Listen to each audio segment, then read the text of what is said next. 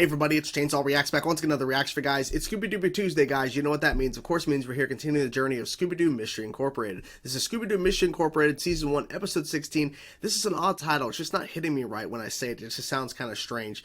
Where Walks Aphrodite? I'm not really sure why. I feel like maybe they should reword that or whatever. It just sounds kind of odd to me. Where walks Aphrodite? I feel like there's like another word that could have been thrown in to kind of make it make more sense. I'm not really sure, but okay, regardless, Where Walks Aphrodite is the title. So, the last episode, which I filmed like almost a month ago, because I did a bunch of filming ahead, which was the Wild Brood, I believe that was the title, the Wild Brood, episode 15.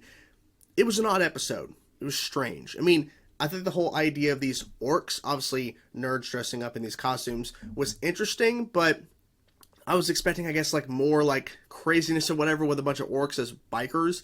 But of course, I'm like, they're not actually orcs because this show has had a lot of people pretending to be these monsters and all this other kind of stuff. So I'm like, these are not actual orcs that are riding on bikes or whatever.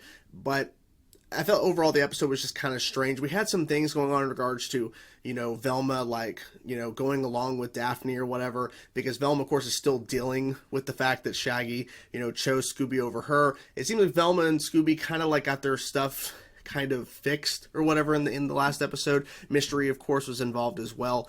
And then Daphne was like kind of like trying to decide about Fred or whatever, because their second date was essentially kind of ruined at the beginning of the episode because Fred brought Shaggy, Scooby, and Velma along for their date, but Daphne still picked him over the main guy, a part of the orc biker group, the nerds or whatever, at the end. So she picked Fred over that guy. So, you know, I feel like maybe things are starting to get back to kind of a normalcy. We'll see what happens, because I feel like Velma may still have, you know, some issues or whatever, and some feelings for Shaggy, obviously, because, I mean, that's a big thing, the fact that he decided to just stay friends with Velma because of Scooby the dog, so we'll see. But anyways, I'm hoping for a better episode. I didn't think Wild Bird was a bad episode. I just felt like it could have been better, in my opinion. But anyways, episode 16, here we go. Where Walks Aphrodite? Strange. Anyways, let's go. This time you missed a game we're gonna win. That was a clean steal. This is bogus. This is bogus. Oh no. Okay. You are so amazing. Tears are just the beginning. That was a strange opening, I'm not gonna lie to you. You okay, Shaggy? I think he's hungry for some Scooby I was so snacks. worried about the test today that I forgot to eat breakfast. Oops.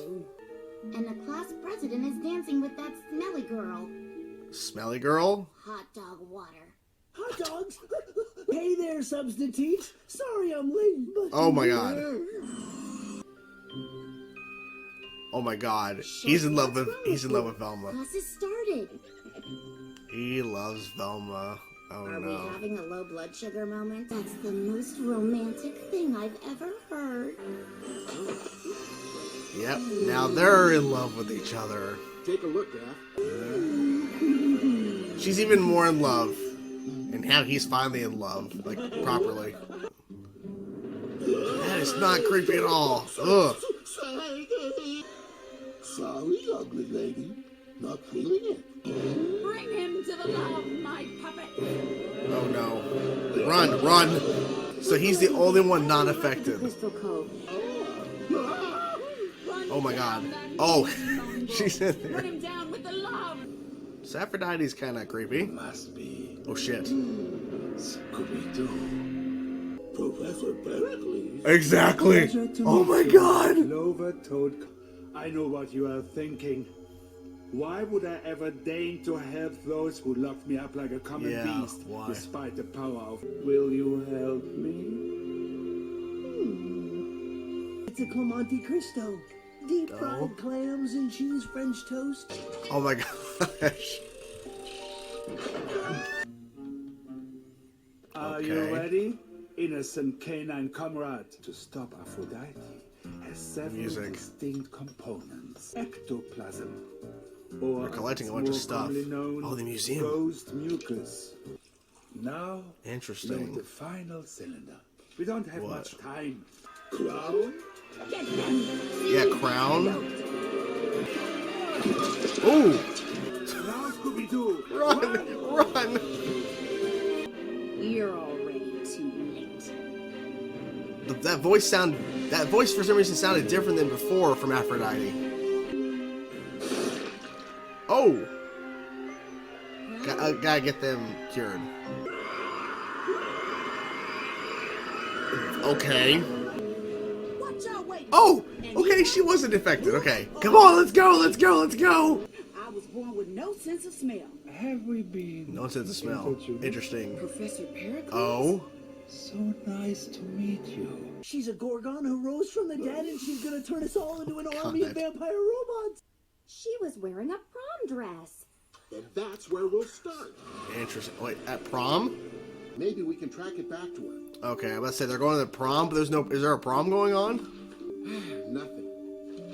Like nothing here either. Oh my gosh. Hey, gang! Her name was Amanda Smythe, and she was some sort of chemistry whiz. Chemistry. It Okay, also okay. says she was named prom queen. She came to be crowned, turned out to be a trick by some of her classmates. She was laughed out of the school and never seen again. Okay, so she actually didn't win. Look, about what happened. Yeah, let's not talk We about don't it. have to. No way. Playing dress up? So, Fred, Oh my gosh. we haven't had a chance to talk about Well- what happened between us. I don't need Aphrodite's spell to care about you. Well, that was nice, but I mean, it's not the same, I don't think, but still.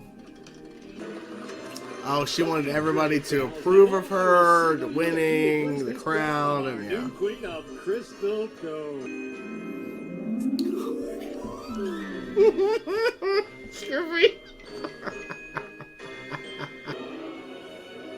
Okay, let's see. Joyce Bridge clamp? Check. Articulating gimbal arm? Check. Oh, this, my crown. Rest. I don't That's a have big what crown. I deserve. Now! Yep. Is that the whole town, though? This was not that many people there. Yep. There you go. No! I am the goddess of love. You're not. At the feet of Aphrodite. I think you mean... They had promised me I would be prom queen, but instead they pulled a hideous mask over my face. Oh, that Face mask. of a Okay. monster. I had always been good at chemistry. So you So created when like I a stumbled on a love. formula for an artificial pheromone that could make scars run deep. Scars I run claimed deep. the crown that was rightly mine. I am no one's sidekick. You said it. I guess even a diabolical criminal bird can change his evil Yeah. and malevolent Well, I ways. don't know. Highly doubtful. Oh, Who are you? that's that guy. I am an associate of Mr. E. It was I who gave Aphrodite the secret formula. Oh shit! First, an ancient conquistador ship manifest. Next, that stone-piercing industrial-grade diamond drill bit. Your move, Mr. E. Okay. An ancient fortune What? left behind by the conquistadors, buried somewhere deep beneath us. And it now appears that Pericles is on the verge of discovering it. It could well mean the end of Crystal Cove. Shit. This is what I'm talking about. This episode was so good. And the reveal at the end, of course, Professor Pericles was the one to give the formula to the girl who wanted revenge on Crystal Cove and everything. And he knew in that formula that it would not affect him and it would not affect Scooby because he needed the gang. He needed Scooby to help get, the formula to basically cure the scent that of course he sent over. To cure the formula he sent over, he already knew what needed to be taken and mixed with and everything in order to create the cure to let Scooby and the gang, obviously Scooby wasn't affected, but let the rest of Mystery Incorporated now be unaffected to then stop it. But it was all to get Scooby to go to certain locations so he can actually get his own stuff, because it all ties in to this treasure that's buried somewhere in Crystal Cove, and it could be the end of Crystal Cove if he gets it. So, wow. That is what I'm talking about. This is why this show is so good. My God. Okay, so let's talk about the episode, and I'll be jumping all over the place like I usually do. But I think the story with Aphrodite, the girl that of course was tricked and everything at prom, of course she wanted revenge and everything, I felt like her story was very sad. And her whole thing about, well, because Daphne says, well, you're beautiful now. It's like scars run deep. And like, that's true. She may have not been beautiful or pretty back during prom, but she was screwed over. And even though she's considered beautiful now, because when I took the mask off, I'm like, oh, okay. But it doesn't matter. That night, that moment affected her so much. And the fact they gave her the mask she ends up wearing coming back is kind of, it makes sense why she would wear the mask again, coming back and everything to get revenge on Crystal Cove. But she left that night. Like, she was so affected, she left. And because I was trying to think as the episode was going, because literally the opening of the episode, I'm like, I don't think anybody here shown could be Aphrodite, or, when, of course, we find out later, of course, it's this person who pretended to be Aphrodite or whatever, this monster creating this scent and everything and affecting the whole entire town. I don't think we saw anybody in that opening sequence at that game, that soccer game, that could have been the character, right? And they never actually showed her. Like, this is one of the, I think we've seen this another time before where the reveal of who the person is behind the mask has never actually been shown. I'm trying to think. I think there was another time, but this is like because usually we see the people, we see them outside of them wearing the mask and being the creature, the monster, whatever. Like, we see them so that they have some sort of tie-in. This woman had no connection to what was currently happening besides being the monster the whole time and creating the scent or whatever and controlling mindless zombies essentially who are in love, which I guess it's not a bad thing, I guess, making people fall in love. But the whole thing, of course, Professor Pericles sending her the stuff over. Of course he did. Of course he did. Of course he did. Because I'm like, first of all, I was surprised to see him. But is it too convenient that animals are not infected? But then again, humans and animals are very different. I mean, literally, our DNA is so different that, I mean, it would make sense, even though Professor Pericles is the one who sent over the formula to make it, because she's into chemistry, so she could actually make the pheromones, the formula to create the idea of artificial love, essentially, that of course he had it to where it wouldn't affect him or any animals. But, I think that maybe that wasn't really too much of an issue, because I would assume his DNA, Scooby-Doo's DNA, and what can infect them would it's very different for us. Like, it's weird how diseases and stuff hit every single creature on the planet differently, right? So, very interesting. But the whole idea of the whole town falling in love, and I think the whole thing of her crowning moment or whatever, like in this the town or whatever, to finally give her the crown she was supposed to earn all those years ago.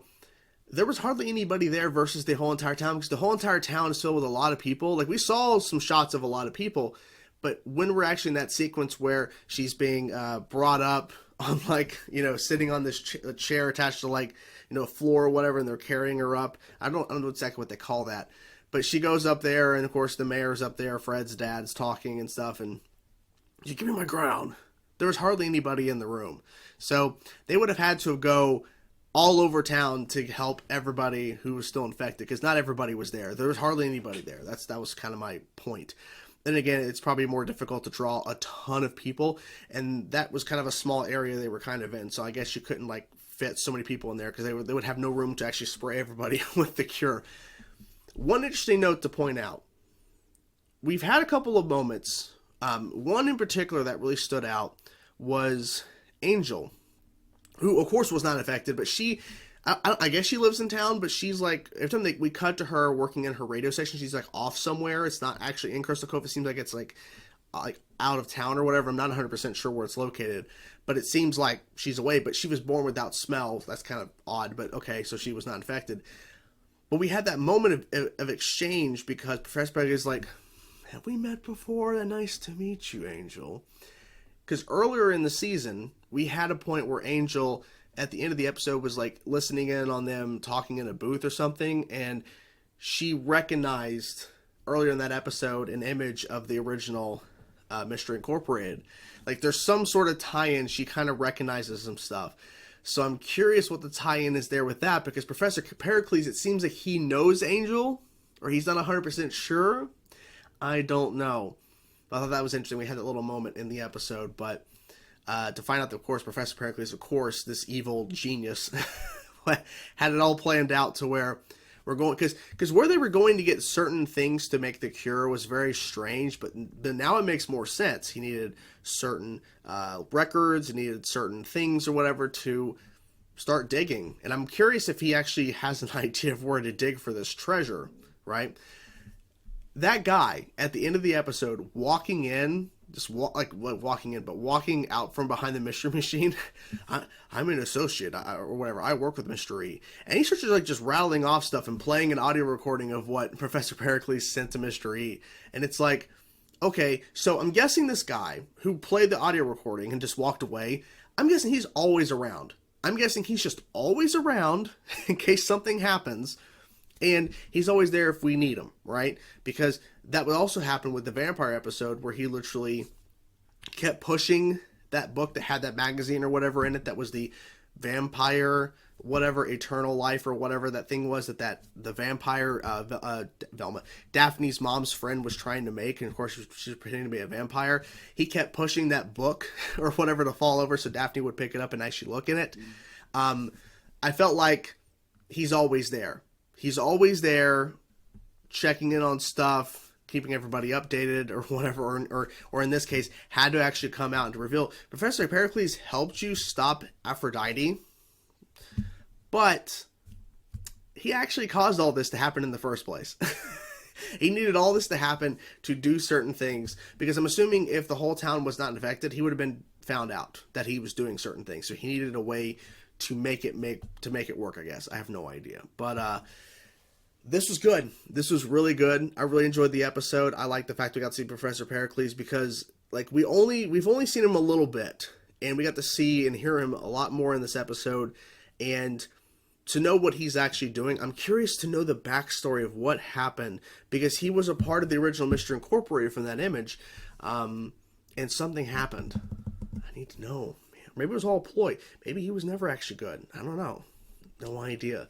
But man, this is what I'm talking about. This is why this show is so interesting, because of the ongoing mystery behind everything else. Because we have the week-to-week stuff here.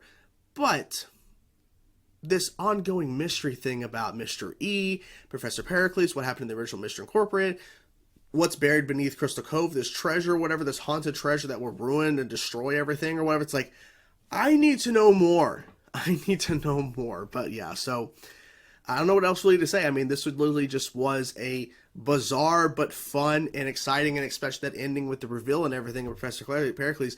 It just really goes to show once again why I've started to watch this show, and thank you guys so much for recommending it, because it's just so strange. But it's working, because it's darker. It has some weird moments for sure, but man, this is some good stuff. This is thinking back on older Scooby-Doo shows, they were fun for what they were, and they're nostalgic for what they are. But I like the fact that this show is going more into multiple storylines and ongoing, because there was a lot of Scooby-Doo shows that didn't have a continuity thing to where they just kept jumping to the new monster each week, and there was no real continuation of exploring these characters and stuff. In this show, we are literally doing that, because we had, of course, Daphne and Fred. Daphne's more in love and everything, and Fred, he's like, I didn't need that to still care for you, but he was just more invested in her. But he's like, I really didn't change my feelings for you. And then, of course, with Velma and Shaggy, that was a very different thing, because Velma, of course, uncomfortable and shit. And you could tell, too, she was really affected by Shaggy. Just yeah, well, let's not talk about it. I think she wanted to talk about it, So there's still some feelings there. I even said in the intro, I'm like, I think there's still some feelings there. And there are, of course. So overall, like I said, good stuff. So can't wait to see what happens next. I need to know, man. I need to know. We're getting through the season slowly but surely, but I'm enjoying the ride, and I can't wait to see what's next. Hope you guys enjoyed the reaction. I'm curious to know what you guys thought about this episode. Let me know in the comments below. Talk to you guys soon. Peace out.